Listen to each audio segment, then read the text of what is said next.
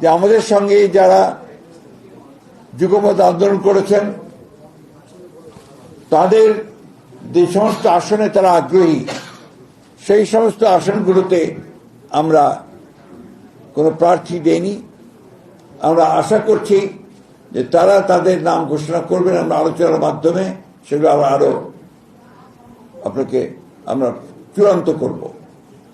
এবং এটা আমি আবারও বলছি যে এটা হচ্ছে আমাদের সম্ভাব্য প্রার্থী তালিকা 232টি আসনের জন্য। এর মধ্যেও কিন্তু পরিবর্তন হতে পারে।